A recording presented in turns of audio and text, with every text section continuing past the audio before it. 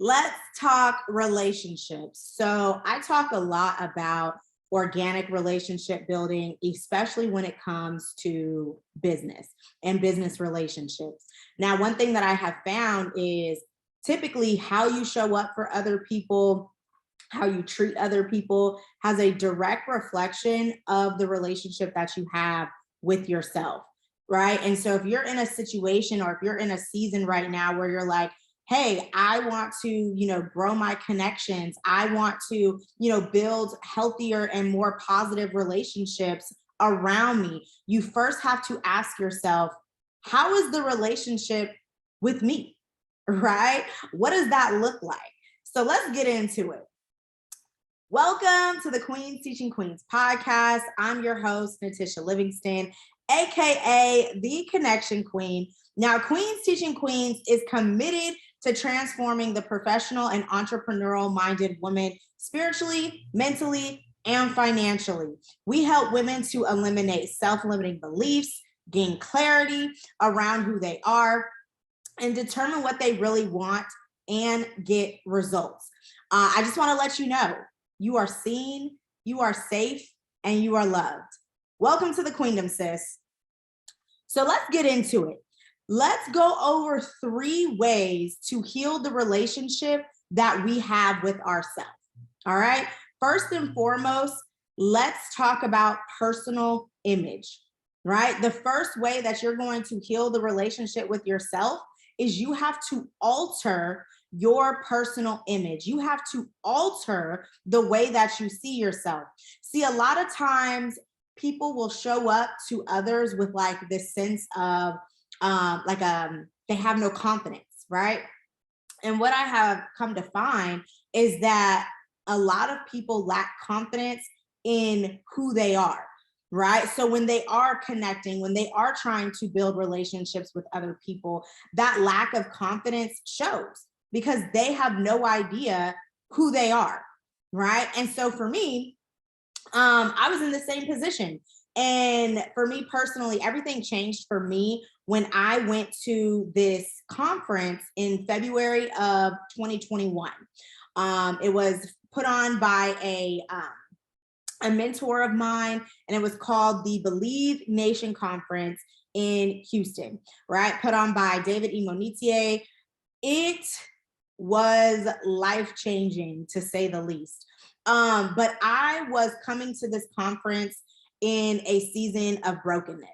And we'll get into more bits and pieces of that time in my life. But basically, to sum up a long story, I had just got out of a very toxic relationship. And so in this season, I was on my kind of self-love healing journey, just trying to figure out like, who am I, right? Who am I in this new season? And so I went to this conference and he spoke about something that he broke down something that I had never heard of before. And like I said, completely life-changing, completely blew my mind. I am going to go over this as best I can, basically in layman's terms, and hope you're able to pick up what I'm putting down, right? I'm hoping you can pick up what I'm putting down, but I'm going to explain this to the best of my ability. I actually was able to find my notebook from over a year ago of me taking notes at this conference, okay?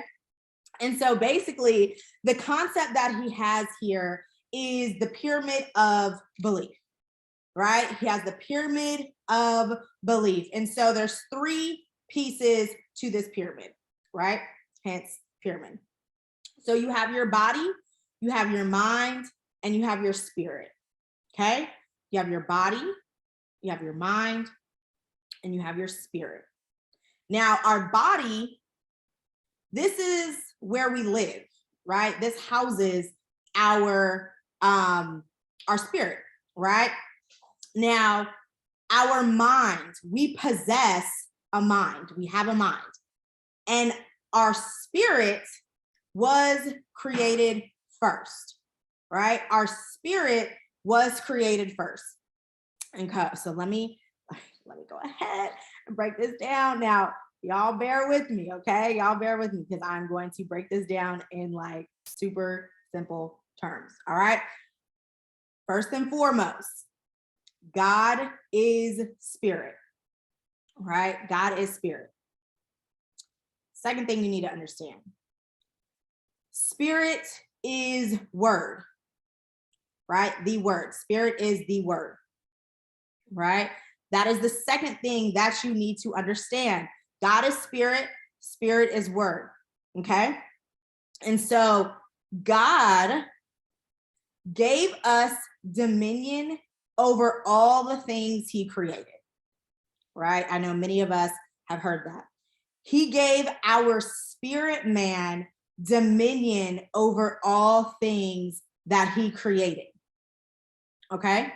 Now, creation is spirit, okay?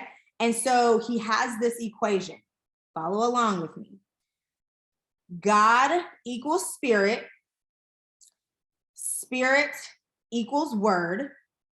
And so basically, I know we learned this mathematic equation like in algebra, but if God equals spirit and spirit equals word, then that means God also equals word, right? And so what that means is that in the word, right, in whatever word that you believe in, we were created in his image. We were created in his image, and he then gave us dominion. He gave our spirit man dominion. And so what that means is that the dominion that you have is actually in your word. Now, I'm gonna just let that sink in just for a second, because for me personally, I have been in a lot of environments where people say, oh, there's so much power in the tongue. A lot of, personal development gurus are, always talking about, manifestation and the things that you say. And for me personally, I had been in a network marketing space in 2021. It would have been 5 years. And so I had heard all of these things before, like, be careful with the words that you speak. But it didn't click. It did not click until he broke down this little equation right here. Because our dominion is in our word. And so you have to ask yourself, are you speaking life or are you speaking death into your life? Right? Like the meaning, the phrase, there is power in the tongue. It took on a whole new level for me at this conference. And so it was in this moment where I started to really think about some of the things that I say to myself, right? Some of the things that I say out loud. And it took on a whole new meaning of saying things like, I'm tired, or I'm broke, or just, all of these declarations that we declare over our life when we don't even realize it. And the training that he did, it was a lot. It was a lot. And so I'm definitely not going to break down too much more, but he actually had this part where he talked about time as well, right? And how time is just like a man-made creation. And so basically, when we're declaring these things like, oh, I'm so tired, right? Or I'm broke, it's like we're saying that in the present, but time doesn't exist to God. So we could be saying, oh, I'm tired, right? Meaning this moment in the present, but that can manifest 30 years from now, 40 years from now. And so we really are just like creating the life that we want. And so that was super powerful to me. Then he said this line that really, again, did it for me. He said, self-confidence comes from the awareness of the power you have inside of you, the power you have to create. right? And so if you do not acknowledge this power that you have, it's basically the same as you not having the power, right? If you don't understand this power that you possess, you might as well not have the power at all, right? Again, you have the power to create. Every single one of us has the power to create because we were made, our spirit man was made in the image of God, right? So you are God, not big G, but little g. There is God inside each and every single one of us, right? If you want to create it, you have to speak it. And so that was just super, like, it was life changing for me. I'm not going to hold you. I actually went to this conference twice, and both times that I went, I was just so mesmerized by this teaching in particular, because at this point in time last year, I had been on my spiritual journey myself for about a year, and that just took it to like a whole nother level. It really, really did, because I was like, wow, this makes so much sense, right? And so when we talk about our our personal image and how we see ourselves, you first have to know who you are and whose you are. Because if you're not aware of that, you're not going to be showing up as your bold, confident self. And so for me personally, the first step of really altering my personal image was learning, not only learning, but really embodying this fact of, wow, I am a creator, right? And I was made in the image of God. And so when you are able to declare that and you know that, you show up differently, you walk a little differently. And so that's the first way, right? Now, personal image is made up of two things: how you see yourself and how others see you. And so this whole like confidence piece of like who you are, whose you are, this is you and how you see yourself, right? And so that's like the first foundation is, okay, this is how I see me, right? Now, there is this book, there's this book called Believe Bigger by Miss Marshawn Evans Daniels. This book is literally amazing. But I saw this passage and I was like, oh wow, this is so relevant to this topic right here, right? And so I'm gonna read you a little passage. If you have the book, it's on page 46. Okay, it says our trust in God is not somehow separate from our belief in ourselves. To the contrary, divine trust and self-belief are linked together by the umbilical cord of purpose. We cannot fulfill our destiny with just one or the other. We need both. We need a healthy and hearty self-image to even have the audacity to pursue all God has in store for us. Notice I didn't say we need a strong self-image to believe in God, right? And so that was from the passage, page 46. If you have the book, Believe Bigger, 10 out of 10 read, absolutely recommend. But when she said that, I was like, yes, yes, yes. Like, oh my God, they literally are both tied hand in hand. I'm gonna read that line again. She said, we need a healthy and hearty self-image to even have the audacity to pursue all God has in store for us, right? The audacity. I love that. Because again, if we don't think highly of ourselves, it is really going to show in everything that we do, right? It's going to show up in everything that we do. Now, second thing that you want to keep in mind when you are trying to alter your personal image is the way that you talk to yourself, right? We obviously just talked about, the power of the tongue and how we're literally creating our life. Now, one thing for me that was like a really big eye opener is that no matter how good our life is going or how bad our life is going, we created that, right? We created the lives that we are living right now. And so you want to start becoming more aware of what you're actually saying out loud about yourself. And so there is this book called What to Say When You're Talking to Yourself. Have not read all of it myself. However, in this book, he actually explains different levels of self-talk.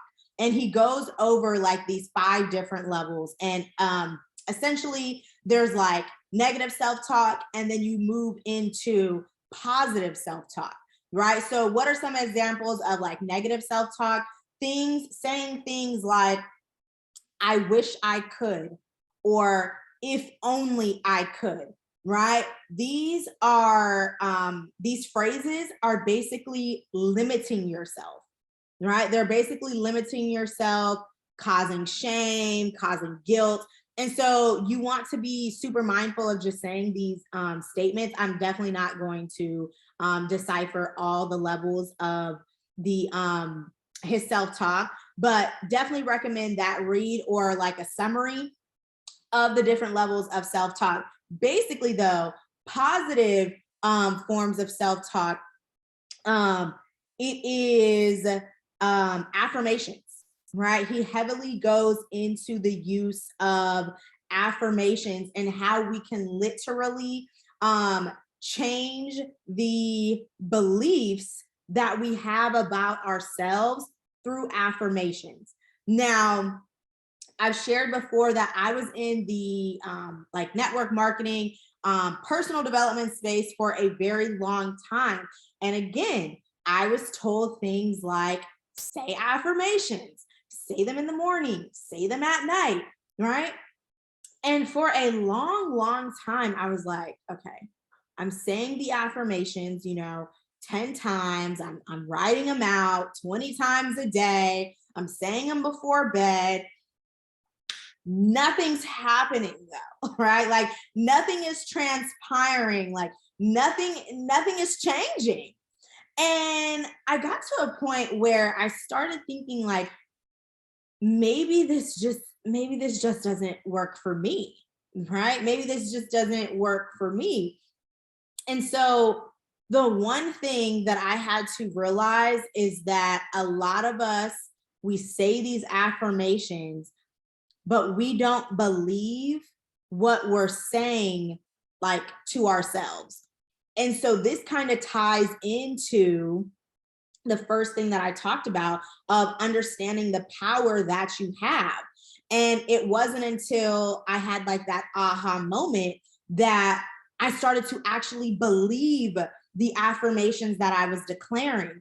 Because if you're just speaking affirmations and you're just saying them, but you don't believe them, well, because of your lack of belief, they're not going to come true, right? Because you have no faith in what it is that you're even saying. How can you expect those affirmations to come true? And so that changed everything. And so again, once you start to understand who you are and whose you are, you show up differently. The things that you speak are different, right? And so affirmations for me became a whole new ball game once I really started to have that confidence in myself, right? Now, in this season of when I was like growing and when I was really healing, just finding like this new identity, right? Outside of what was. There were a couple of books that really helped me. And so not only was Believe Bigger a really good book for me, but I also read T.D. Jakes devotional, Woman Art Thou Heal and Whole. It's like a 90-day devotional. And wow, that was something. It was it was really it was really kind of, what is the word? It was mind blowing of how just going the way he takes you through this 90-day like journey, it really does lead to healing. So if anybody is like in a space where you're in a new season, or you are just on your own, kind of healing journey, or you're grieving a person or grieving a situation, I absolutely recommend doing that devotional. It's crazy the like how much can change in 90 days, right? I also read Joyce Meyer's The Confident Woman, and those three books, chef's kiss, right? Like, again, if you're in a season, if you're in a state where you are just looking to grow and heal, 10 out of 10 recommend those books. Okay. So that is that's the first part of your personal image, right? So how you see yourself. Now, the second part of your personal image is how the world sees you. And this one right here is, I think a lot of people, and I'm speaking more to those who are like more business minded, who are just, showing up online, marketing their business, growing their business online, right? Here's what you have to understand as a business owner. Perception is reality, right? Perception is reality. And so what that means is that it may not necessarily be your reality, but what your clients or what your audience think about you is indeed their reality. That is their truth. Okay. And so what does that mean for a business owner though? What does that mean for somebody who is, looking to grow their business online? Well, that is something that you have to be mindful of. You have to be more aware, right? So that means when you show up online, just like making sure you take care of yourself. This was a big one for me with, personal image, because I used to be in the financial industry to help people with investments. And I'll be very honest, I was one of those people. My mom would get so mad. I was one of those people where I went through a period where, I would just wear sweats out of the house. I would wear whatever I want. And I remember my mom would always be like, you need to go put some clothes on. Like, put some clothes on. You need to go look presentable. Like, why are you walking out the house like that? Right. My mom's the type of person where even if she has to run errands, like she is fully clothed. Like, yeah, she is fully clothed. I very rarely even saw her wearing sweats to this day. And so I'm like the opposite though. Like, I'm going out, I have errand clothes all the time. But it wasn't until I was in the financial space and I was in network marketing where I was like, wow, I would be at Kroger, or I would be at Safeway, and I'd be like, dang, I want to talk to this person. I want to connect with this person. However, I don't feel confident in the way that I look right now, because again, perception is reality. If you are sitting here, and I'm talking about myself, if you're sitting here, talking to somebody about money, about finances, but you look, just distraught and a mess, is this person going to take you serious? If somebody was talking to you about money and they looked like ridiculous, would you take them serious? Right? And if the answer for me was no, like I would not take somebody else coming up to me looking a hot mess serious when they're talking to me about money, finances, investing, right? And so we have to remember that as business owners, we have to look and play the part, right? Is it always fair? No, but you have to put your foot in their shoes. If somebody came up to you and was offering what it is that you have to offer, looking the way that they did, would you be sold? Right? And if not, it's time for you to start being more mindful in how you show up and how you present yourself. Because at the end of the day, when opportunity does arise and you do not feel your best self, you are not going to show up as your best self.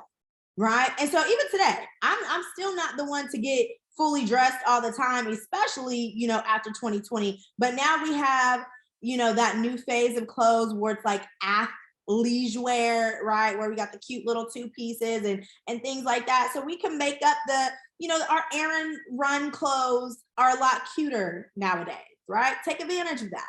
And so now when I do go out the house, I do feel most of the time, right? I do feel comfortable most of the time being able to start a conversation with somebody or introducing myself to somebody because I am mindful of how I'm going outside looking. Okay, so that's personal image. That is the first way to have a healthy relationship with yourself, is altering your personal image. Number two, the second way to have a healthier relationship with yourself is another concept that I learned at the Believe Nation conference. Okay. So I told you how I went to this conference in February 2021. It was absolutely amazing. Okay. Well, there was a segment at this conference. It was a segment right before lunch. And David had talked about forgiveness, right? And he was talking about just, the importance of forgiveness and how your lack of forgiveness is actually like blocking you from blessings. And so he gave us this assignment essentially. And the assignment was we had to write down the names of 3 people who had wronged us. 3 people who had wronged us. And he then gave us the assignment to write down those 3 names, and on lunch, we had to call them. We had to call these 3 people who had wronged us, and we had to tell them that we forgive them. So again, I go to a lot of conferences. I go to a lot of personal development events. And I'm not gonna lie, there are some things where I will go and I'm like, I'm not gonna do that part, right? And like, for some reason, I was just compelled to be all in. I was like, you know what? Whatever he says, I'm gonna do. Because again, I was in this space of just trying to figure out like my life. And so I was like open. I had an open mind, open heart. He was like, all right, on lunch, go forgive these 3 people. So I wrote down 3 names. I had my dad, I had my ex at the time, and then I had one other person who had wronged me. Okay.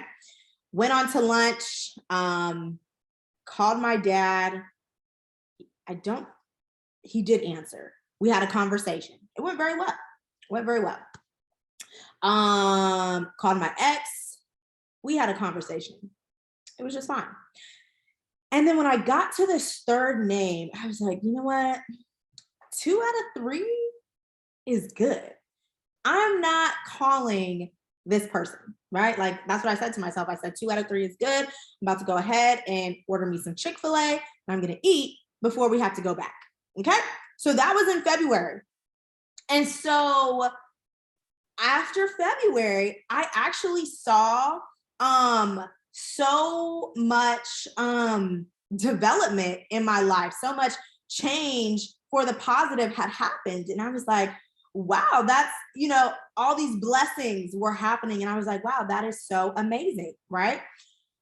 Now we're in July. And I remember in this phase in my life, I was kind of going through this identity crisis of where was God sending me next, right? I had kind of, been in one space for so long, and I was so scared to kind of take this leap into doing things on my own. And I didn't know. I needed answers. And so I was going to the Believe conference again. It was in July. But this time I was there and I was expectant. I was like, I know I am going to receive a breakthrough when I come to this conference. Like, I know I am. I went there expecting that, right? Conference was great, absolutely phenomenal. However, he did this assignment again where he goes right before lunch. He's like, hey, I need you to, write down 3 people that you need to forgive. And I'm like, oh my God, what the hell? And so at this point in time, there wasn't 3 people that I needed to forgive. There was literally only one, the same person whose name that I had wrote down in that past February. And so I write down this name, and y'all, I had a moment. Like, it was a very big moment because I was just like, do I write this person? I really didn't know what to do. I was so stuck. I was like, I felt in my heart that if I wanted to get to the next level, I had to forgive this person. Because I kept thinking, and I was like, I'm literally doing everything that people are like telling me to do. I'm doing all the things, but I'm still not seeing the successes that I know could be possible for me. And I was like, there's something holding me back. There's something holding me back. And I was like, it has to be this forgiveness thing. It has to be. And so I didn't have this person's number. At least I didn't know if it was their number. So I was like, you know what? I need to make sure this person gets it. So what I did was I wrote this too long, super long message on Facebook and sent it to him. And then I think I deleted the thread so I didn't have to see it again in my life. And then I went on about my day. But after I sent it, I just cried for like a good 5 to 10 minutes because I had felt so much weight like lifted from my shoulders. Like I felt free. I truly felt free. And I was like, wow, this is what forgiveness feels like. And when they say your next level is tied to, your forgiveness, I absolutely believe that because things started moving and grooving for me right after that. Right. I went on to have like make the most money I had ever made. And one day I launched Queens Teaching Queens, the official networking group. Like, so many things happened. And sometimes I think like, what if I was so stubborn? What if I did not forgive? Like, what if I let that just keep eroding at my heart? Right. And so I just say this: if anybody is in a season where they are looking to grow, where they are looking to level up, and it's not happening for you, ask yourself who you need to forgive. What do you need to let go? And I'm telling you, that was like a game changer for me. Now, forgiveness has definitely played a big role. Now, I host an annual Galentine's Day event. And this past year, we actually did a segment at Galentine's Day about forgiveness. That was so, so powerful. And I'll tell you the exercise that we did, because if you are, in community with people, this is actually a great tool that you could utilize with a friend or somebody who can hold you accountable on your healing journey. And so basically it was a partner exercise, and it got a little deep. Well, not a little. Little is an understatement. Everybody, we went there.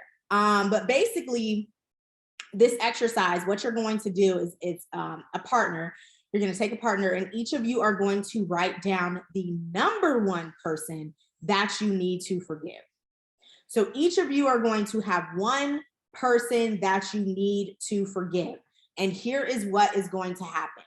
Because when it comes to forgiveness, a lot of us are waiting for apologies that we are never going to receive.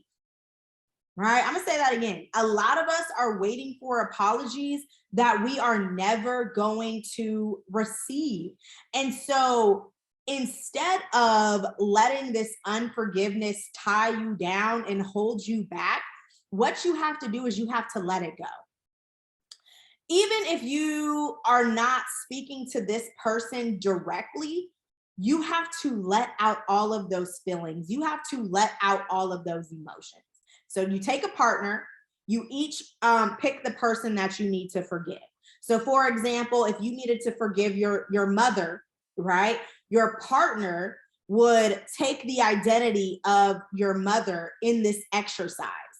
And in this exercise, you would then be given the opportunity to tell your mom anything that you need to tell her.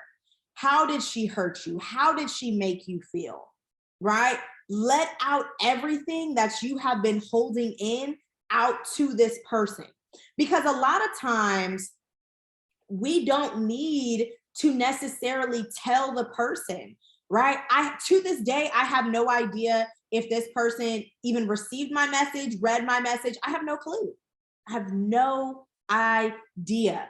But still, the act of letting out those words and letting out those emotions, it's freeing, right? It's absolutely freeing.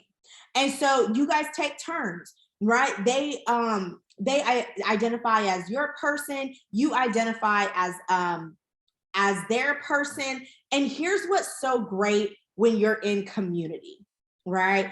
And it was such a beautiful thing at our conference, because in that moment, I realized how important community was when it comes to healing, right? Because so many times we think that we have to do things on our own or by ourselves. You absolutely do not.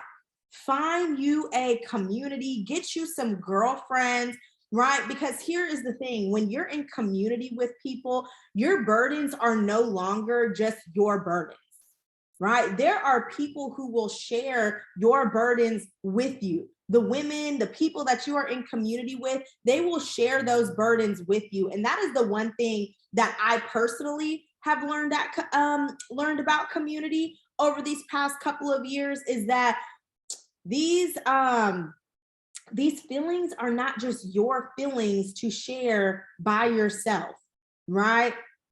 And so when it comes to forgiveness, the number one resource that I always tell people that personally helps me is Michael Todd, Pastor Michael Todd from Transformation Church in Tulsa. He has a forgiveness series. Now, this forgiveness series is like 16 weeks long.